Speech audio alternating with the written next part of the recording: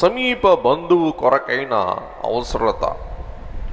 సమీప బంధువు అసలు ఎందుకు కావాలి, సమీప బంధువు ఎందుకు అవసరం అను విషయాలు రూతు గ్రంథం 1వ అధ్యాయములో చూస్తాం.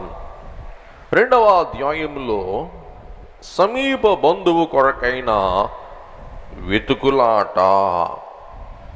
సమీప బంధువు కొరకైన వెతుకులాట. 3వ అధ్యాయములో సమీప బంధువు కొరకైన భరోసా, అభయం. సమీప బంధువు లభించాడన్న ఒక ధైర్యం. 4వ అధ్యాయములో సమీప బంధువు యొక్క విమోచన, విడుదల, వివాహం, తదుపరి వంశం. ఈ సమీప బంధువుడు ఎలాగున చితికిపోయిన కుటుంబాన్ని విమోచించాడో,